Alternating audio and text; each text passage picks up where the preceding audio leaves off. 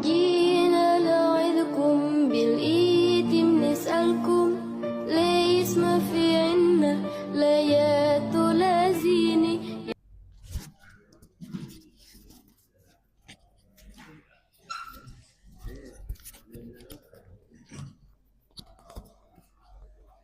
Assalamualaikum. Salam. Masya Allah.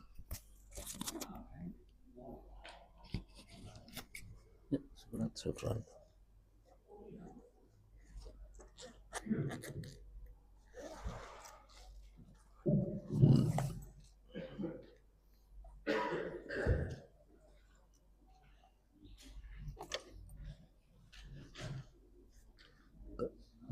Enggak.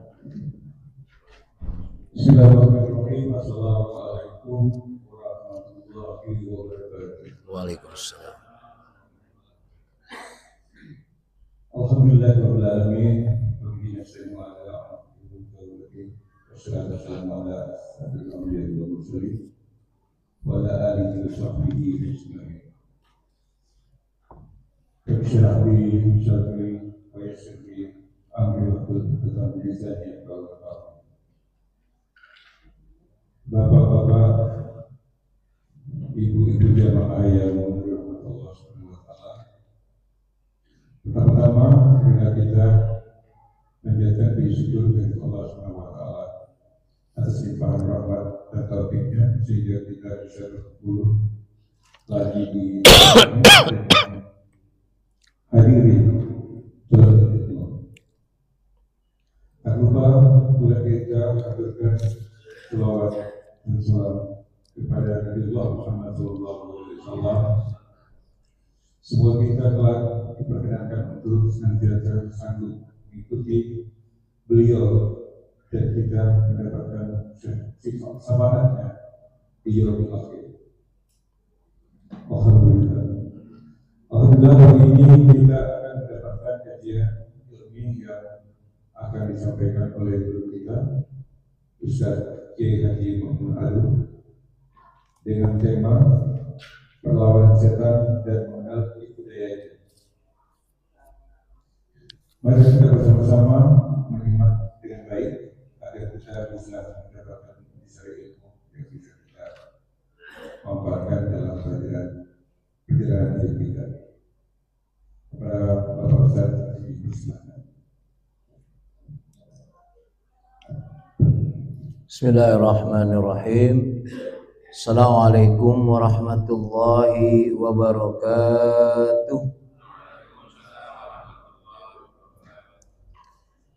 Alhamdulillah.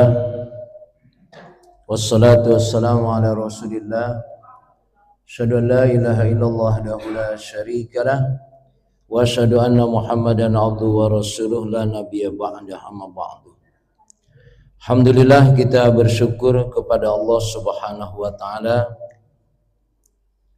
Hanya dengan nikmat yang Allah berikan kepada kita dapat hadir di tempat yang paling mulia ini. Salawat serta salam kita sampaikan kepada Nabi kita Muhammad sallallahu alaihi wasallam, Nabi yang menjadi uswah kita dalam menjalani hidup dan kehidupan ini. Jamaah yang dimuliakan Allah Subhanahu wa taala, salah satu hal yang harus kita imani adalah beriman kepada yang gaib. Setan adalah salah satu hal yang gaib.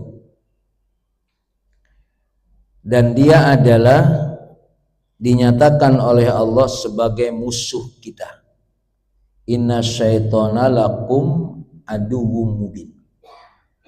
Jadi posisinya udah jelas ya, antara kita makhluk Allah dan setan juga makhluk Allah. Dan Allah sudah menjelaskan kalau setan itu adalah musuh. Tapi ternyata bisa jadi bersahabat dengan setan asik juga kira-kira. Menikmati rayuannya. Karena posisi kita sebagai makhluk dan setan adalah memang ditugaskan untuk menggoda kita sebagai hambanya, dan itu enggak apa surat izinnya jelas sudah ya.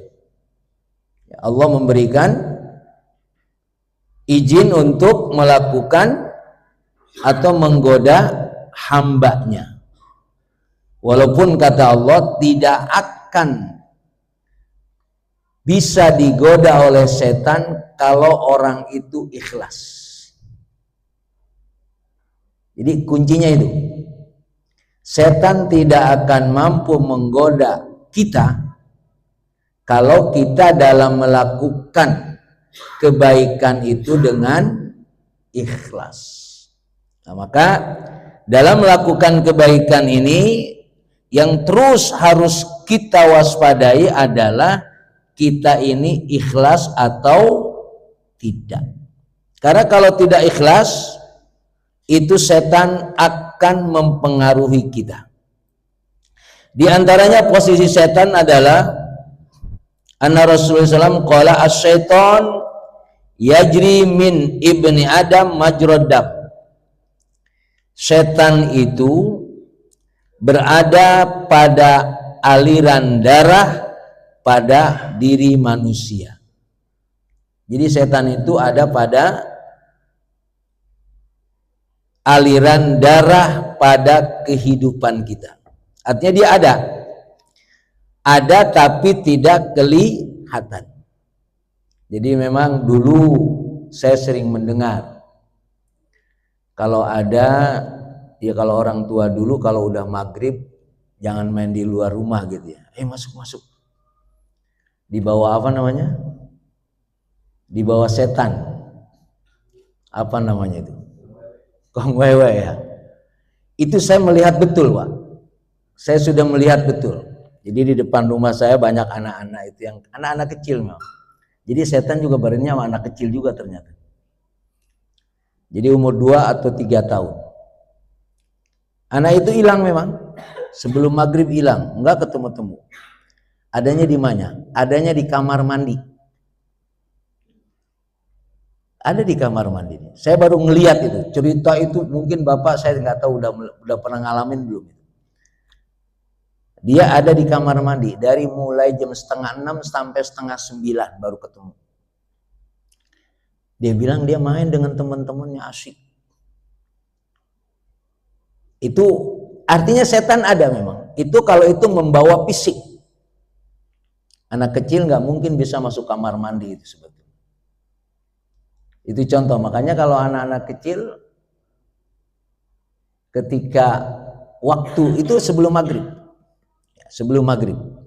Artinya setan itu memang ditugaskan untuk menggoda kita dan setan berupaya terus menggoda kita.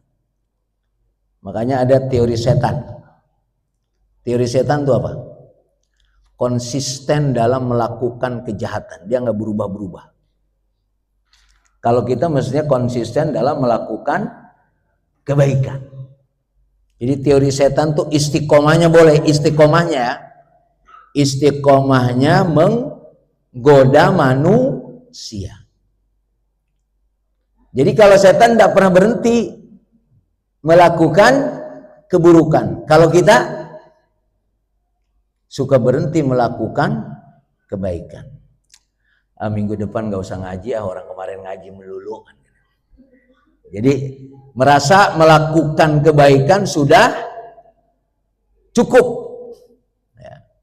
Jadi kalau kita berhenti melakukan kebaikan berarti berubah melakukan keburukan, kira-kira begitu. Nah, maka di dalam memahami kaitannya dengan setan ini, qala ba'dul hukama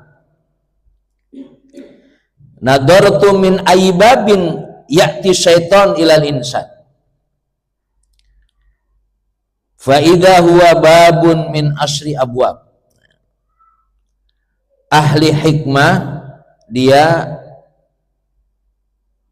mendapatkan teori, kata dia, aku berpikir sebetulnya setan tuh kok bisa masuk kepada manusia tuh gimana? Dari pintu mana setan itu bisa mengganggu manusia? Dikatakan di sini asyul abwab, ada 10 pintu. Yang pertama, ya'ti min qablil harsi wa su'udhon. Setan akan masuk kepada seseorang kalau orang itu rakus dan selalu su'udhon. Rakus dan selalu su'udhon. Maka kalau orang sudah melakukan atau ada pada dirinya itu sifat rakus dan su'udhon, setan akan sangat mempengaruhi itu. Padahal sebetulnya kita tidak perlu rakus kaitannya dengan kehidupan ini. Maka ahli hikmah mengatakan, apa yang menjadi dasar kalau orang itu rakus? Padahal sebetulnya rakus itu bukan penyelesaian. Ya saya nggak tahu kalau punya jam harga 11 miliar itu kan rakus apa sederhana itu. Belum yang lain-lainnya gitu ya. Nah disitulah setan mempengaruhi. Maka kata ahli hikmah, wa ma min dabatin fil ardi illa 'ala Allahi rizquha. Sebetulnya kerakusan itu tidak ada artinya. Karena setiap makhluk ini ya, binatang yang melata itu di bumi ini semua sudah ada rizkinya. Serakus apapun akhirnya itu tidak akan bisa dinikmati. Nah maka sifat rakus dan su'udhon ini adalah pintu setan masuk kepada diri kita. Itu yang pertama. Yang kedua, nadaratu faidahu ayati min qablil hayat wa tulul amal. Yang kedua, setan akan masuk kepada orang yang dia ingin hidup terus menerus seolah-olah tidak mati.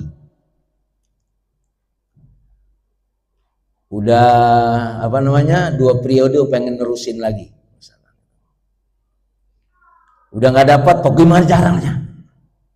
Itu setan sangat memanfaatkan orang yang merasa dirinya seolah-olah dia ini tidak akan pernah merasa mati. Watulul amal, berangan-angan dari apa yang dia inginkan. Setan terus mengganggu di pintu yang kedua ini. Padahal manusia itu akhirnya tidak mungkin dia hidup selamanya. Kita bisa melihat ada seperti orang tidak akan mati. Ya walaupun mungkin bahasanya siapa yang berani nangkep buah kan kira-kira. Ya, sehingga dia terus melakukan apa yang menjadi keinginan. Bahkan manusia yang akhirnya sebetulnya dia tidak akan pernah merasakan hidup ini selamanya. Makanya kan kalau dalam kehidupan kita ini, kalau Rasulullah menyatakan a'maru ummati baina sittina wa sab'in. Umur umatku itu antara 60 dan 70. Jadi kalau kita sudah mulai 60, ya udah siap-siap tuh. Siap-siap apa? Siap-siap mati. Karena memang segitu jatahnya itu. Tapi ada orang yang sudah lebih dari 60 kayak dia tidak akan mati. A'udzubillahi min dzalik. Semua dia lakukan. Ya. Makanya kalau orang sudah 60 itu sebetulnya sudah harus fokus. Kalau pegawai itu pensiun berapa tahun? Sekitar itu kan ya. Ya udah. Bahasa gampangnya udah nih jangan ngurusin dunia mulu. Ya. Siapkan untuk kematian. Karena memang ada orang yang tadi, nah berarti orang yang sudah seumur itu masih terus ya melakukan hal-hal yang diharamkan oleh Allah seolah-olah dia tidak mati, padahal wa ma tadri nafsun bi ai ardin tamut. Padahal akhirnya setiap jiwa itu dia akan mati. Di mana matinya enggak tahu. Ya. Makanya kan kepastian dalam hidup kita ini adalah kematian. Ya ayyuhalladzina amanu taqullaha wal tandur nafsum ma qaddamat ligot. Al-Quran menggunakan kata-kata ligot. Wahai orang yang beriman, supaya kamu mempersiapkan untuk menghadapi hari esok. Kalimatnya God. God itu dipahami adalah al-akhirah atau kematian. Jadi akan terjadi besok itu apa? Kematian. Maka kita sering dengar si fulan meninggal. Ah, kemarin baru ketemu saya dia. Karena memang manusia tidak bisa menyatakan dirinya akan hidup selamanya. Tapi seperti hidup selamanya. Apa buktinya? Selalu melakukan maksiat. Dan itu adalah bagian dari setan yang terus menggodanya. Kemudian wasalis yang ketiga, nadartu faidah wayati min qabli talabir rohah. Ada orang yang akan dimanfaatkan oleh setan itu adalah selalu ingin merasakannya hidup bahagia terus. Ya. Padahal manusia itu sebetulnya dia tidak akan pernah merasakan bahagia selamanya. Ya, Fir'aun itu konon katanya tidak pernah sakit ya. Konon, karena saya tidak pernah membaca teksnya. Artinya, orang kalau tidak sakit seolah-olah bahagia. Dia akan melakukan apa saja. Makanya orang-orang yang terus mencari kebahagiaan pasti tidak akan ketemu. Pasti tidak akan ketemu. Nah, bahagia inilah yang menjadi landasan kita, sehingga ketika dia terus merasakan ingin terus bahagia wa talaban nikmah, maka yang dia cari adalah kenikmatan saja. Padahal kenikmatan yang dia cari itu adalah kaitannya dengan urusan maksiat. Coba antum bayangkan, saya juga enggak tahu, mungkin karena kita nggak punya aja ya. Orang demen ngumpulin mobil mewah, motor mewah gitu ya. Kalau kata kita buat apa itu? Tapi kata dia, ya lu nggak punya, syirik kira-kira gitu. Ya. Tapi faktanya kan manusia begitu, ya, bahwa dia memiliki sesuatu tapi tidak menikmatinya, hanya menikmatinya dengan hawa nafsunya. Inilah yang menjadikan manusia melakukan sesuatu ingin mendapatkan kebahagiaan, tetapi ternyata itu tidak pernah dinikmatinya dan tidak pernah dirasakan. Ya. Cuma memang orang-orang yang seperti itu tadi harus bisa menjelaskan kalau emang itu memberikan kebahagiaan. Karena begini Pak, kalau orang sudah senang kepada yang haram, ya, atau memakan barang yang haram, itu kan cara berpikirnya sudah berubah. Maka kalau diingetin yang baik-baik nggak nyambung. Ya, makanan yang haram itu sangat mempengaruhi cara berpikir setiap diri kita. Bahkan kalau yang lebih lagi, satu suap makanan yang haram itu lebih pas buat neraka nanti yang memakannya. Nah, gambaran bagaimana orang terus mencari kebahagiaan tidak akan ketemu. Ya. Karena bagaimanapun manusia itu akan mengalami perjalanannya yang akhirnya dikatakan darhum ya'kulu wa yatamatta'u. Tapi Allah bilang ya sudah, biarkan dia makan dan menikmatinya. Padahal tidak akan pernah menikmati. Sekarang kalau Bapak demen makan, makanan itu enak, akhirnya berhenti nggak makan itu? Berhenti juga. Bukan berarti enak terus enggak. Karena kenikmatan itu pasti juga ada batasnya. Maka kalau orang merasakan bahwa kenikmatan itu tidak pernah berujung, itu tidak mungkin. Ya. Mari katakan darhum yakul wa yatamatta. Kata Allah, manusia yang seperti itu udah biarkan saja. Makanya orang-orang yang diberikan harta yang berlimpah dan dia adalah tidak beriman kepada Allah, itu yang namanya istidraj ya. Makanya kan kita sering terjebak. Kita yang rajin sholat, rajin tahajud, gitu kan, bahkan utang nggak selesai-selesai. Tapi orang yang tidak pernah dekat dengan Allah, hartanya tambah terus. Nah, kita kadang-kadang ngiri juga gitu ya. Makanya kalau bahasa orang terhadap harta itu menjadi penilaiannya. Kalau ukurannya harta. Makanya kan kata Rasulullah, as-salatul adah wasyamu jaladah fakhtabirin nas bil mal. Orang yang sholatnya rajin, biasa sholat, itu memang udah tugasnya. Wasyam, puasa itu anak kecil aja demen puasa itu. Jadi tidak istimewa sebetulnya. Tapi yang istimewa apa? Fakhtabirin nas bil mal. Uji dia dengan harta. Salatnya rajin, puasanya rajin, kalau dihadapkan dengan harta miring-miring dia. Ya. Sampai duit haji aja dimakan kan. Begitu manusia. Ya. Urusannya adalah urusan manusia. Kalau sudah urusan harta, ya, itu akan beda sikapnya.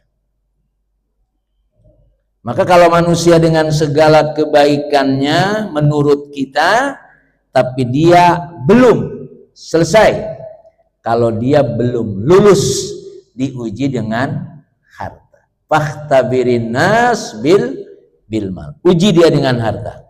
Maka orang yang terus mencari kebahagiaan seperti dia merasakan kebahagiaan tadi, itu menjadi pintu setan masuk ke dalamnya. Warabi' nadarul faidah wa ya'ti min babil ajab. Yang berikutnya adalah orang yang membanggakan dirinya sendiri. Dia bangga dengan dirinya sendiri. Itu menjadi pintu setan. Makanya di dalam Islam itu ada namanya khilaf, berbeda pendapat. Berbeda pendapat itu akan masuk pintu setan. Sebut sajalah gampang.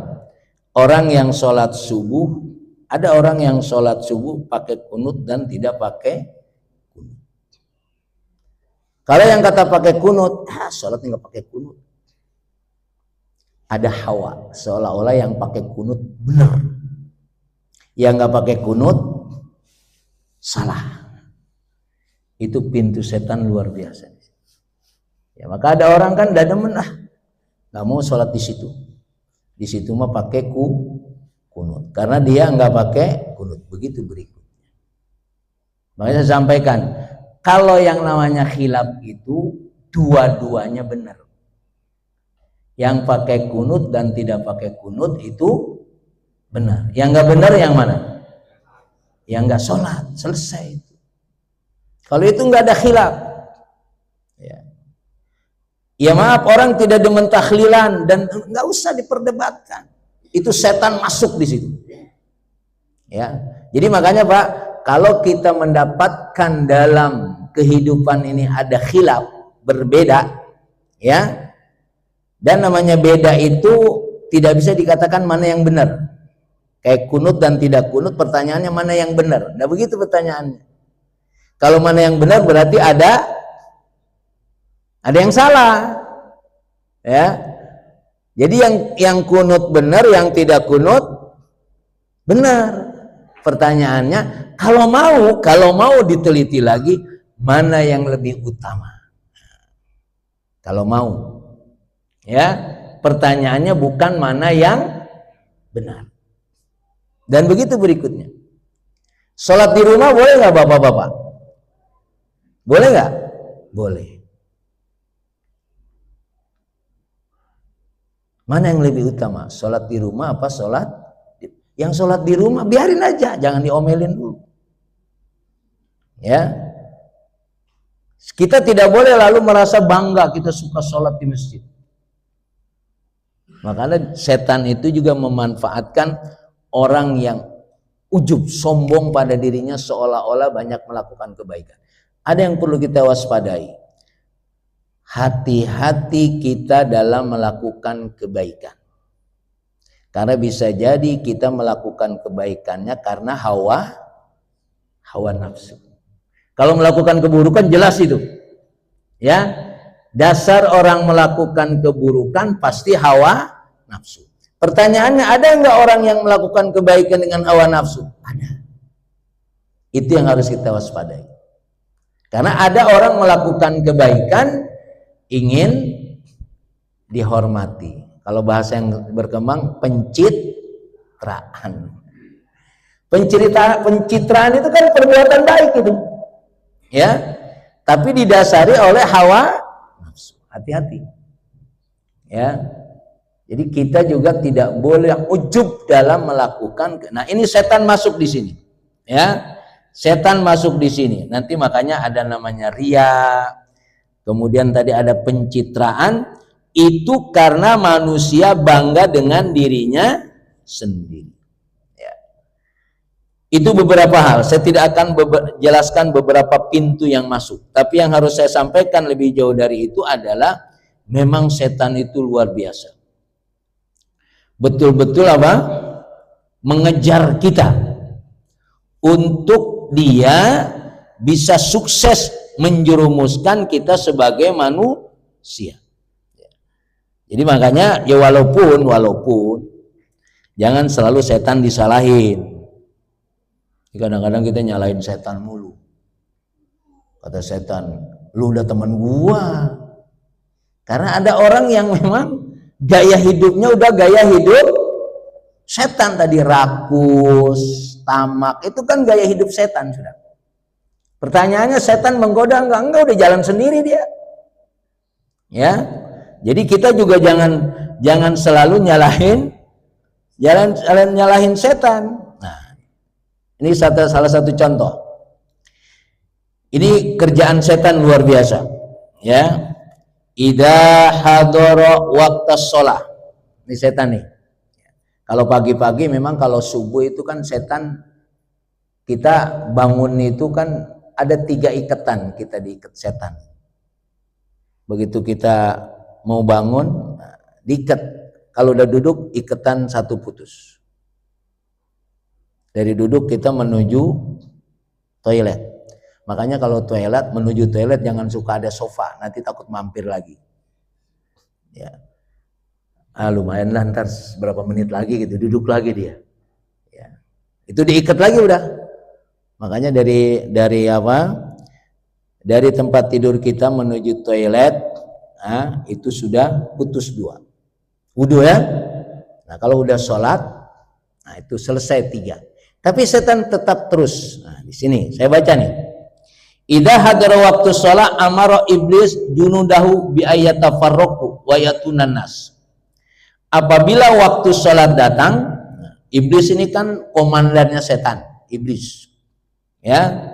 Iblis mengintrusikan setan-setan itu supaya menyebar, mendatangi setiap manusia. Jadi kalau gitu setan sama manusia banyakan mana ya? Karena satu setan, satu manusia.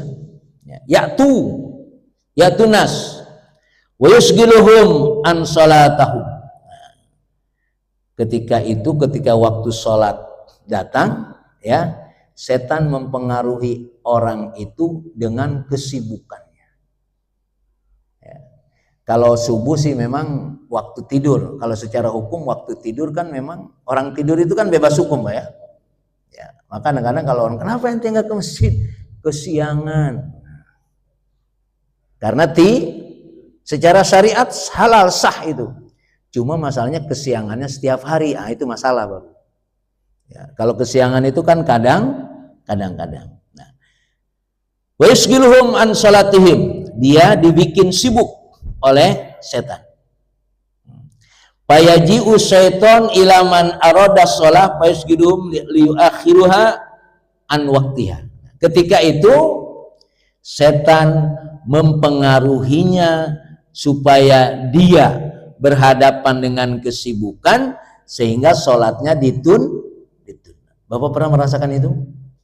Ya, alasannya macam-macam, tanggung, adalah pokoknya. Tapi itu memang peran setan di situ. Membikin kita sibuk sehingga waktu sholatnya kita tunda. Fa'in lam yakdir fa'innahu ya'muru bi alla yutimma ruk'ah. Ternyata enggak berhasil dia berangkat ke masjid atau dia melakukan sholat. Maka dia akan terus mempengaruhinya dengan bi alla yutimma rukuha wa sujudaha wa qiraataha wa tasbihaha wa da'wataha. Dia akan kejar terus. Di antaranya apa? Rukuknya dibikin tidak sempurna, diganggu. Sujudnya juga dibikin tidak sempurna.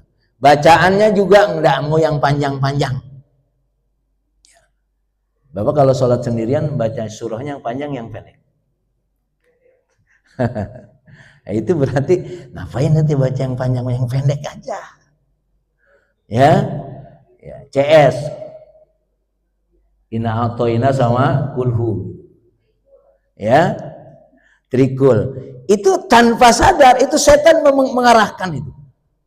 Makanya kan Pak, kalau sholat itu berjamaah memang ada anjuran imam tidak boleh terlalu panjang surahnya.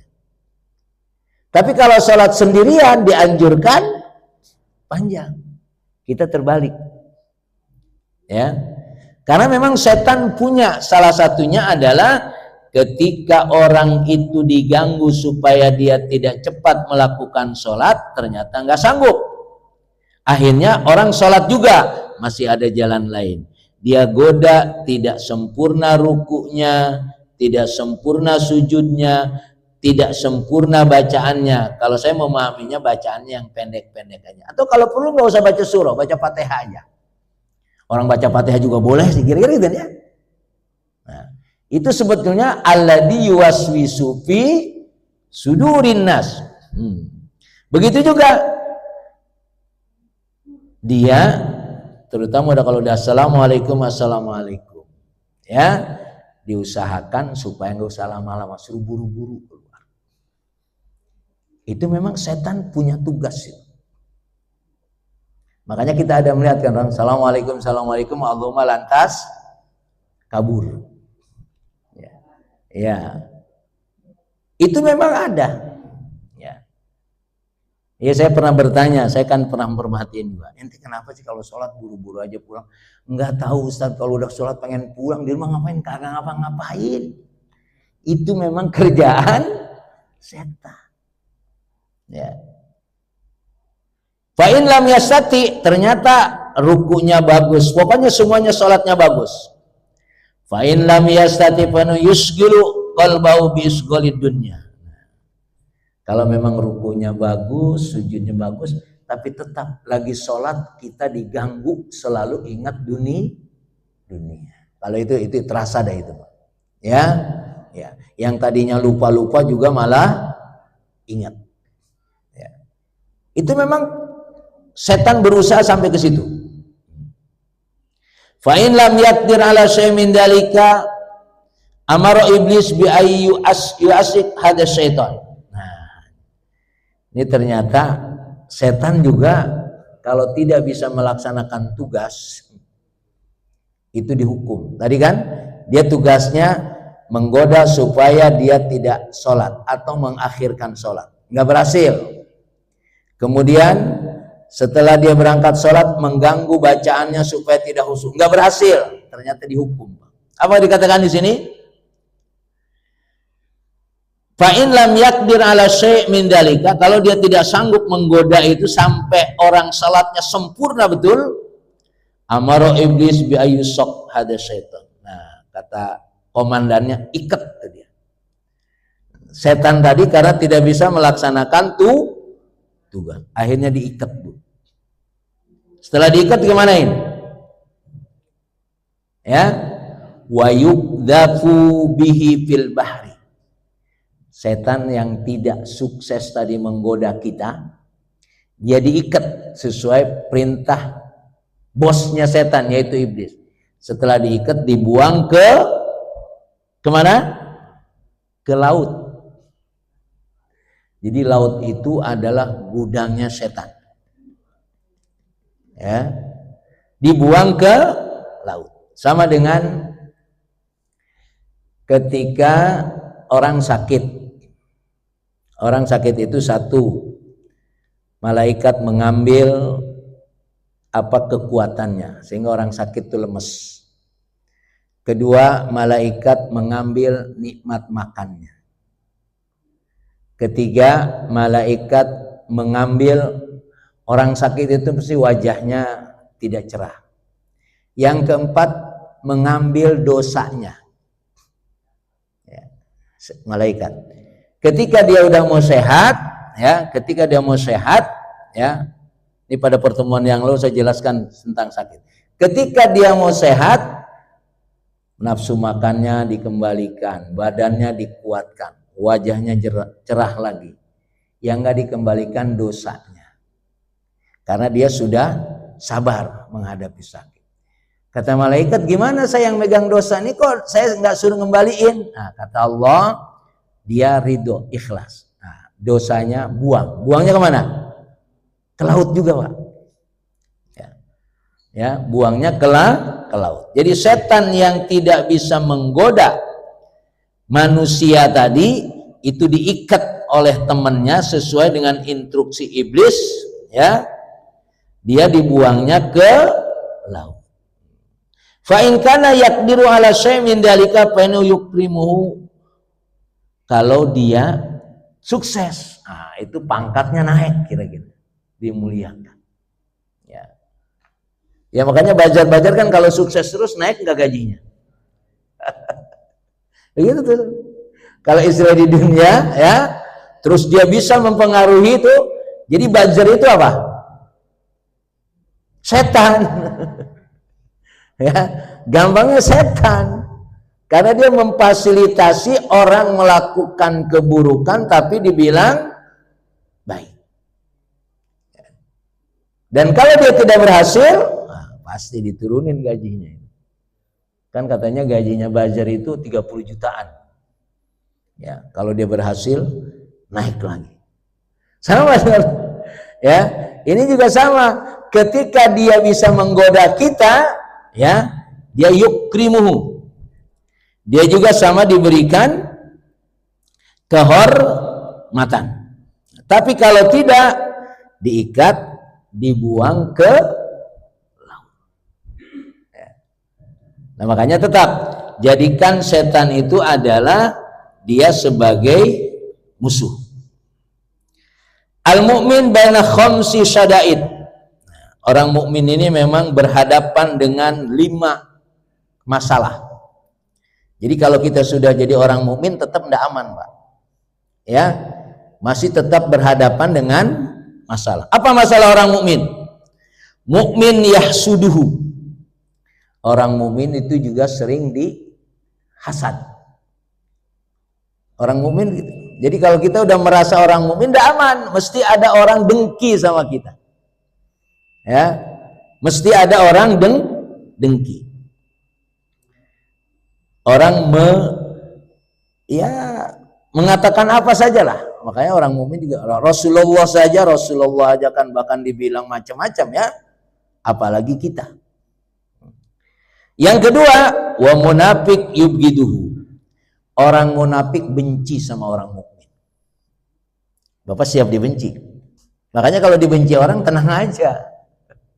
Ya, enggak usah dilayanin karena memang kalau dia berbeda cara hidup kita, jalan hidup kita, pasti dia tidak suka. Ya, makanya kita siap-siap kalau kita ini masalahnya kita udah pada sampai derajat mukmin, buktikan aja. Kalau kita dibenci sama orang munafik, mudah-mudahan. Karena nggak mungkin orang munafik, tidak mungkin dia tidak benci kepada orang yang beriman. Tidak mungkin. Itu yang kedua. Wa adu yuqatiluh. Dan kalau orang mukmin itu musuhnya pasti memeranginya. Ya kalau Gaza itu Israel, itu memang sudah musuhnya. Nggak mungkin dia melakukan kebaikan. Kita siap-siap melawan. Fungsinya kalau ketika kita punya musuh, pasti musuh itu akan menyerang kita. Yang keempat, wasyaiton yudilluhu. Dan setan terus berusaha menyesatkannya. Makanya nanti ada yang husnul khotimah, ada yang su'ul khotimah. Ya. Kemudian wa nafsu tabwiyuhu, dan nafsu yang ada pada diri kita itu juga sangat mempengaruhi kita. Jadi kita ini tidak pernah aman sebetulnya. Ya. Jadi kalau orang sudah merasa dirinya seolah-olah orang baik, enggak, mesti ada yang dengki kepada dia. Orang munafik pasti benci, musuhnya pasti akan menyerangnya, setan terus akan mempengaruhinya, dan hawa nafsunya pun demikian. Maka kita ini tidak pernah merasa aman. Maka teskisnya Pak, seberapa kita ini tidak terganggu oleh kehidupan kita dengan berbagai godaan tadi, ya, menguji keimanan kita itu dengan paling tidak begitu terdengar suara adzan bersegera menjawabnya. Jangan banyak alasan lah, kira-kira gitu. Alasan itu sebetulnya pengaruh dari setan. Kecuali memang ada hal-hal secara ilatnya jelas. Ya, kalau saya contohkan seorang dokter yang sedang mengoperasi pasiennya, tidak mungkin meninggalkan pasiennya. Kalaupun dia biasa sholat berjamaah, nanti harus dipastikan. Makanya ketika kita tidak bisa melaksanakan perintah Allah, apa alasannya? Ya, contoh, ketika kita mendengar suara adzan, yang adzan itu memanggil kita untuk sholat berjamaah ke masjid, ya, apa alasannya kita tidak melakukan? Harus bisa mempertanggungjawabkan. Kalau tidak, berarti itu kita dipengaruhi oleh setan. Walaupun maka akhirnya payam bagi lil muslim ayasta'ina billahi ta'ala. Maka disinilah jamaah yang dimuliakan Allah subhanahu wa ta'ala, kita terus harus meminta bantuan hanya kepada Allah subhanahu. Nggak ada lagi. Ini kan orang diganggu setan datangnya ke dukun, ya temannya. Ya, dia merasa diganggu oleh setan, datangnya ke dukun. Tidak ada jalan lain bagi kita kalau kita sudah merasa ada hal yang mengganggu kita untuk melakukan kebaikan, ayasta'ina billahi ta'ala. Tidak ada yang bisa kita minta tolong kecuali hanya kepada Allah subhanahu wa ta'ala. Liyuqawwiyahu ala a'daihi, agar bisa menghadapi musuh setan tadi. Makanya kan kalau pesannya, wasiatnya Rasulullah kepada Mu'ad bin Jabal itu, ya Mu'ad, la tada'anna fi kulli duburi kulli sholatin antakula Allahumma a'inni ala dzikrika wa syukrika wa husni ibadat. Jangan sekali-kali kamu tinggalkan setelah kamu sholat, kamu membaca atau berdoa Allahumma a'inni, ya Allah tolonglah saya, ala dzikrika, agar saya selalu ingat kepada Engkau, wa syukrika, agar saya selalu bersyukur kepada Engkau, wa husni ibadatik, dan memperbaiki ibadah. Kepada siapa kita minta tolongnya? Kepada Allah. Ya, bukan kepada kepintaran kita. Enggak. Ya. Kemampuan kita, kehebatan kita tidak bisa menyelesaikan. Justru kalau kita bisa melakukan apa yang menjadi harus kita tinggalkan, hanya minta tolong kepada Allah. Hakim yang pasalnya hafal hakim dia nggak bisa menghadapi mafia kecuali minta tolong kepada Allah. Ada hakim orang Madura itu kemana-mana bawa celurit. Ya, jadi kalau ada orang mau minta apa-apa, celuritnya dikeluarin aja udah. Ada penangkalnya. Tapi yang paling penting mintanya kepada Allah. Makanya a'udzubillahi minasyaitonir. Aku berlindung kepada Engkau ya Allah dari godaan setan. Minta perlindungannya kepada Allah. Jangan kepada yang lain, enggak ada, ya. Enggak ada. Karena memang kata Rasulullah, bu'istu da'iyan wa muballighun wa laysa ilayya minal hidayah syai'un. Wa khuliqa iblis muzayyinan wa laysa ilayya minad dhalalah syai'un. Kata Rasulullah, aku diutus sebagai dai, mengajak kebaikan, menyampaikan kebaikan, dan aku tidak bisa memberikan hidayah. Jadi Rasul hanya menyampaikan. Makanya sama dengan kita, Pak. Kita juga sama anak kita gitu kan ya. Hanya berkewajiban memberikan nasihat. Tidak bisa menjadikan anak kita baik, nggak bisa. Yang menjadikan anak kita baik siapa? Allah. Ya. Saya jadi guru, murid saya Pak, yang pinter banyak, yang bodoh banyak, yang nakal lebih banyak. Ya kalau pesantren santrinya 6.000, 5.000 gitu kan, kita tidak bisa. Kita hanya menyampaikan. Sama dengan setan juga Pak. Wahuliko iblis diciptakan dia muzayyinan, memberikan, merayu dan lain sebagainya. Walaysa ilaihi minadh dhalalah syai'un. Ternyata iblis sendiri tidak bisa menyesatkan. Iblis hanya merayu, memberikan rayuan-rayuan, ya. Akhirnya cuma orang terkena rayuannya. Iblis tidak bisa menyesatkan manusia, Nabi juga tidak bisa memberikan hidayah kepada kita. Yang bisa memberikan hidayah kepada kita Allah. Kita minta perlindungan dari setan juga Allah. Maka jangan sampai menghadapi keadaan apapun tapi kita tidak minta tolong kepada Allah.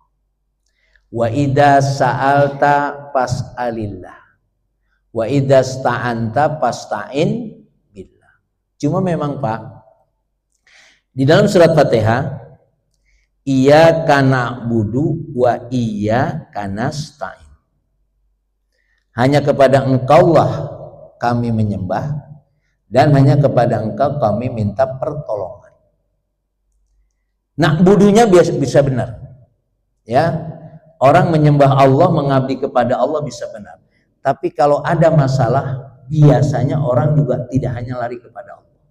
Nah, ini masalah di sini. Ya. Mestinya minta tolong iyyaka nasta'in. Di sini kita akan banyak terjebak. Ya makanya kalau yang lebih ekstrim lagi, dia pengen kaya, ya, dia pengen kaya dengan banyak membaca sholawat. Ya. Kan ada orang, makanya kan perbuatannya baik, tapi urusannya urusan dunia. Waktu mau jadi anggota dewan misalkan, mau jadi apa gitu, tahajudnya rajin.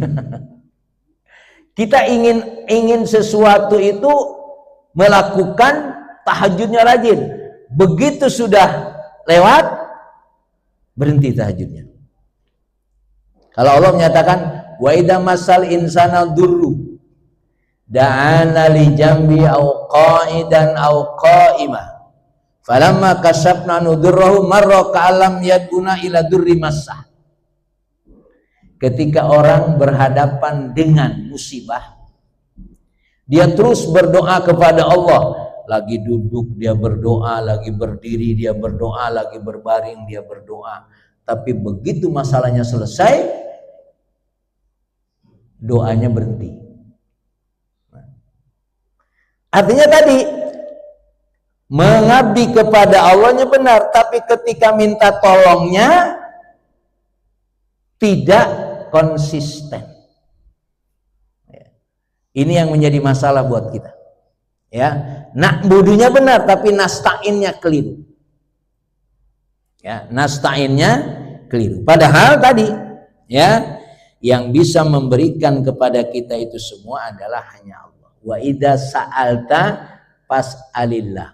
Wa idza sta'anta fasta'in billah. Kalau ente minta sesuatu, hanya minta kepada Allah. Kalau ente minta tolong, hanya minta tolong kepada Allah. Jadi yang harus kita perhatikan kaitannya adalah dengan setelah ibadah, perhatikan muamalah kita. Ibadahnya benar tadi tuh, ya, sholatnya benar, tapi begitu muamalah ada masalah, dia bisa jadi minta tolongnya tidak kepada Allah.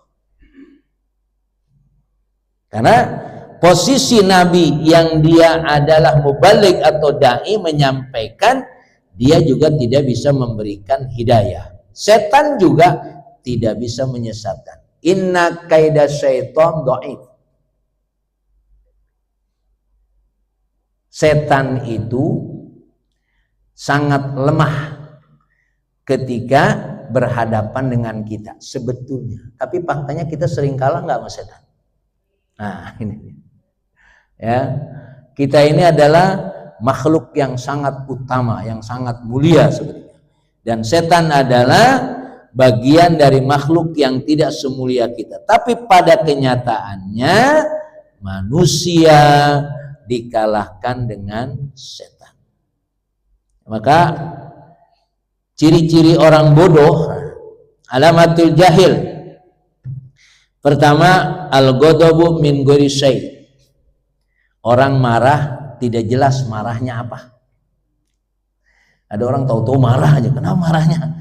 Tidak jelas itu.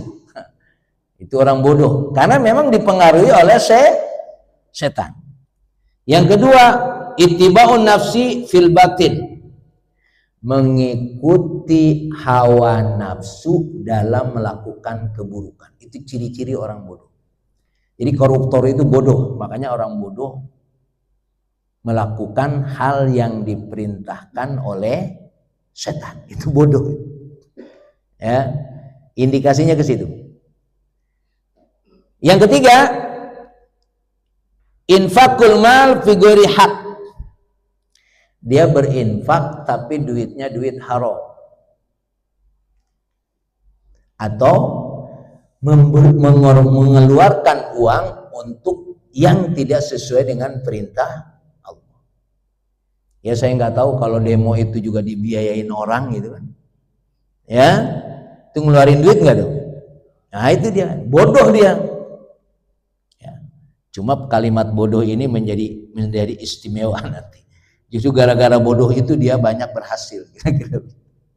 Yang keempat, Kilatu ma'rifati sodiki min aduhi. Nah ini Pak, kita kadang-kadang kurang bisa membedakan mana teman mana lawan. Yang mestinya kita temenin, kita jadiin lawan. Yang mestinya kita lawan, musuh, malah kita temenin. Maka ada doa, Allahumma arinal haqqo haqqo warzuqnat tiba'ah wa arinal batila batila warzuqnat tinabah. Ya Allah, perlihatkanlah kepada saya yang benar itu benar, dan saya bisa mengikuti yang benar itu. Dan perlihatkanlah kepada saya yang salah itu salah, dan saya bisa menjauhi yang salah itu. Ini masalahnya, tahu yang benar tapi enggak diikuti, karena tidak diberikan oleh Allah itu. Tahu yang salah malah diikuti. Nah, itu doa itu Masya Allah itu. Ya Allah, perlihatkanlah kepada kami yang benar itu benar. Kadang-kadang kan yang benar malah dibikin salah. Yang bisa memberikan arahan kepada kita al-haq wal haq adalah Allah. Allahumma arinal haqqo haqqo warzuqnat tiba'ah wa arinal batila batila warzuqnat tinabah. Perlihatkan kepada saya yang salah dan berikanlah kepada saya untuk bisa menjauhi yang salah itu.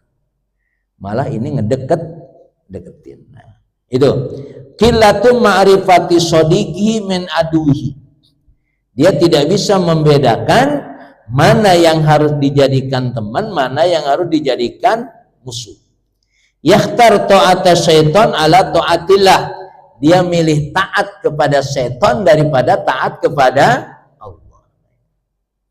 Makanya dalam sholat kita ihdinas siratal mustaqim. Nah, jamaah yang dimuliakan Allah Subhanahu wa taala, ya, memang setan ini adalah makhluk yang gaib, tapi faktanya ada. Gaib itu artinya apa? Gaib ada tapi enggak kelihatan. Ya, itu gaib namanya. Kalau di sekolah kita di absen, ya, kita bilangnya apa? Hadir kalau ada. Tapi kalau dalam bahasa kita di pondok itu, aina huwa gaib. Gaib itu nggak ada di sini, tapi adanya di tempat lain. Kalau bahasa Indonesianya absen itu nggak ada kan? Seolah-olah orang yang nggak ada. Kalau gaib itu ada, cuma tidak di tempat. Jadi kalau orang di sekolah tadi, aina huwa gaib Ustaz. Ada tapi tidak di kelas. Maka akhirnya dia cari, kan suruh gitu. Ayo cari di mana dia adanya. Nah, karena dia ada, bukan tidak ada. Gaib itu. Cuma setan nggak bisa kita cari. Nah, setan ini efeknya yang kita dapatkan. Maka tadi bagaimana kita bisa memohon perlindungan hanya kepada Allah Subhanahu wa ta'ala. Saya kira ini, ya, bisa jadi kita sudah bersahabat dengan setan dan asik, bisa jadi. Cuma kita nggak sadar saja, ya. Tapi juga kita berusaha juga harus bisa memastikan apa yang kita lakukan ini adalah kita berhadapan dengan setan. Makanya ada istilah setan itu, pahami aja, setan itu ngomong sebaliknya. Kalau kata dia tidur, berarti kita bangun. Kan pembohong-pembohong tuh ngomong sebaliknya, ya. Itu berarti yang ngomong siapa? Setan sebetulnya. Apa yang dia bilang begini, tapi faktanya begini. Nah, maka untuk bisa melihat apakah dia itu, ya, berbicara benar atau tidak, kalimatnya kan kita susah memahami. Maka tadi Allahumma arinal haqqo haqqo warzuqna tiba sampai akhir. Maka menghadapi setan yang kelihatan sama enggak kelihatan, gampangan mana? Kalau yang enggak kelihatan ya tadi, qul a'udzu birabbin nas, qul a'udzu birabbil falaq. Ayat kursi selesai tuh, setan yang enggak kelihatan. Tapi kalau setan yang kelihatan nggak bisa dibacain itu, nggak bisa dibacain ayat kursi. dilempar dengan kursi baru. Saya kira ini yang mudah-mudahan bermanfaat. Mungkin ada yang menambahkan atau bertanya. Assalamualaikum warahmatullahi wabarakatuh. Mungkin ada bapak-bapak ibu yang bertanya. Bapak-bapak ibu silakan. Cuman sebelumnya jika saya mendahului bertanya, saya ketika itu tentang apa sih? Tadi kita jelasin Pak ada setan. Kemudiannya adalah iblis tinggalnya. Nah, pertanyaan saya juga ada yang kita sering dengar namanya jin. Nah, jin itu apa? Dan apakah benar ada jin itu ada yang Islam atau tidak Islam? Muslim. Dan apakah jin itu bisa dipelihara oleh manusia?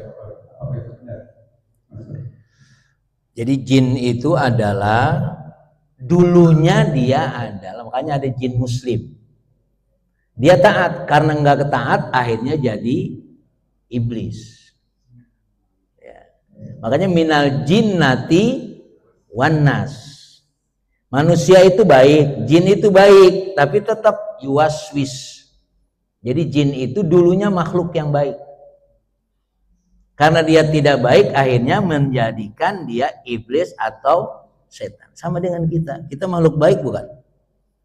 Baik, tapi karena nggak baik, akhirnya bersifat setan. Jin itu. Makanya ada istilah jin muslim gitu ya. Nah, yang taat itu. Wallahu alam.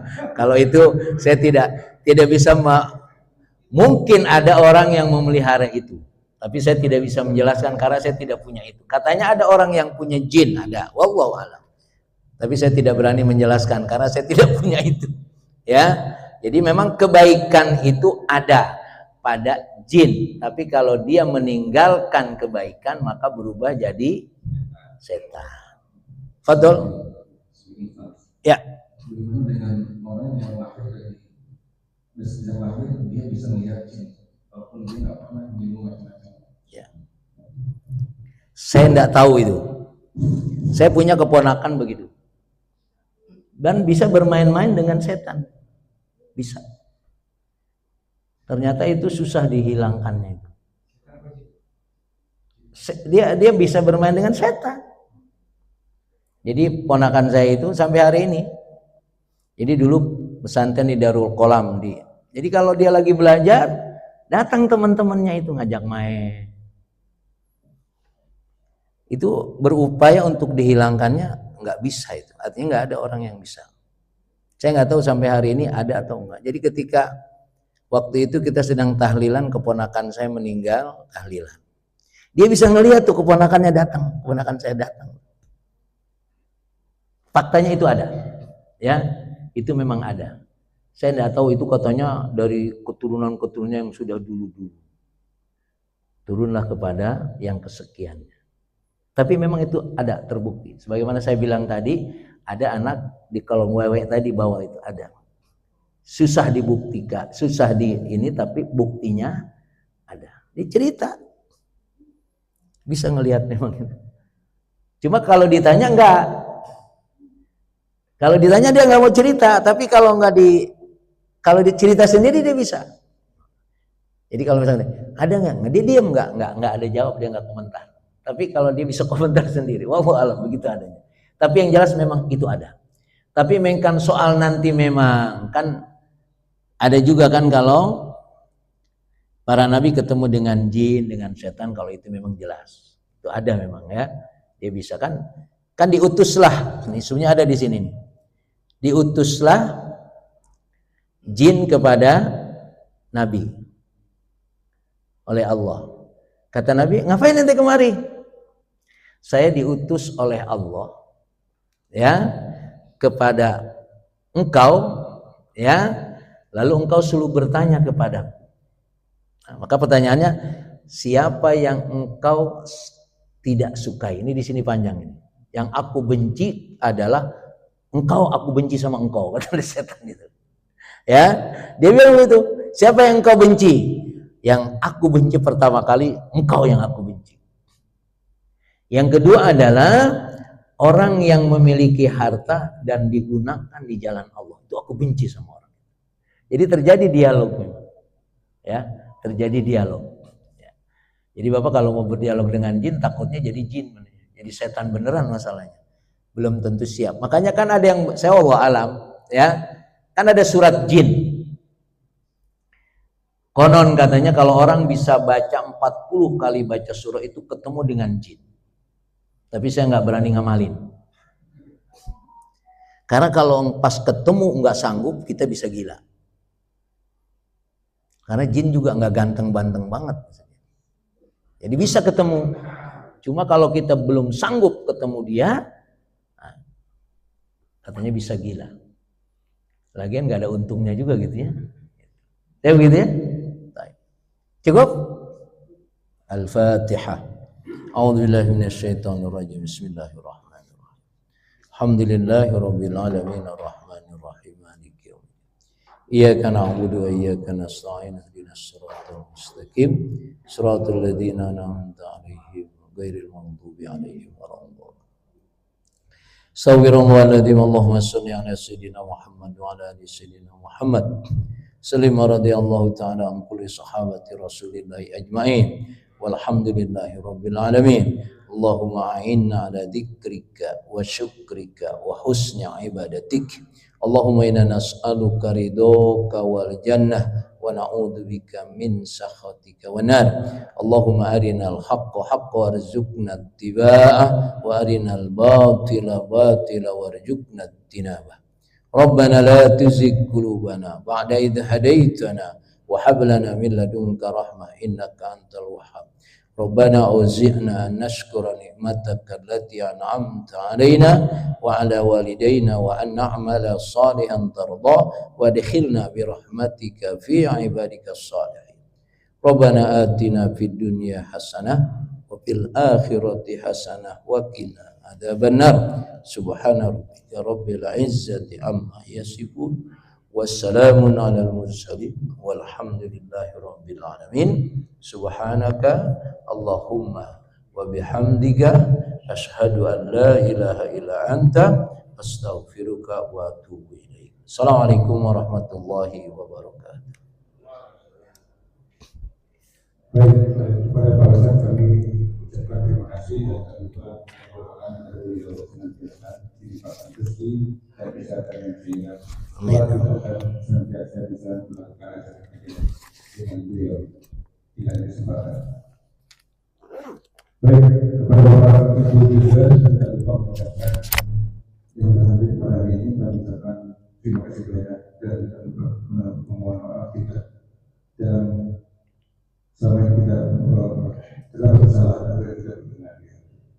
Wabillahi taufiq wal hidayah. Wassalamualaikum warahmatullahi wabarakatuh. Waalaikumsalam warahmatullahi wabarakatuh. Bapak Ibu setelah kita sholat kita ke sahur ya menikmati.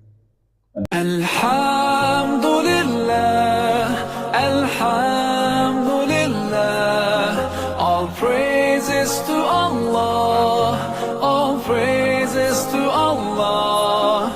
I was so far from you, yet to me you were always so close. I wandered lost in the dark, I closed my eyes to all the signs you put in my way. I walked every day further and further away from you. Ooh, Allah, you brought me home. I thank you with every breath I take. Alhamdulillah, Alhamdulillah, all praises to Allah, all praises to Allah. Alhamdulillah, Alhamdulillah. Dulu matang ada nanti nunggu 3 bulan lagi. Menikmati,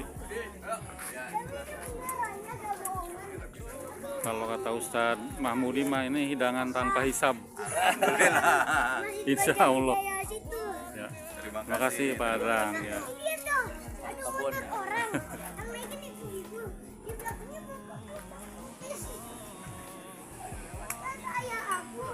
Ya, suasananya seperti ini ya.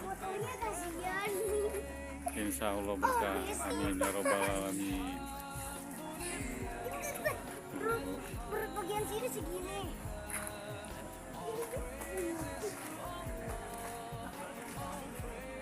Terus Pak, tangannya. Danaunya Pak, danaunya, jangan ke danaunya. Ya. Kita tengok dulu danau I ini was ya. so far from you, Masya Allah. yet to me you were always so close. I wandered lost in the dark. I closed my eyes to all the signs you put in my way. I walked every day further and further away from you. Ooh, Allah, you brought me home. I thank you with every breath I take. And Alhamdulillah, Alhamdulillah, all praises to Allah, all praises to Allah. Alhamdulillah, Alhamdulillah.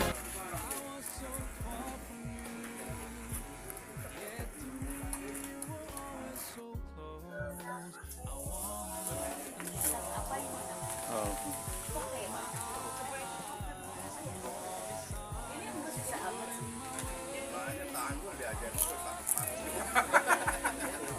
Tanggul diajar sama Mas. Betul satu. Duduk enak ya. Hati-hati.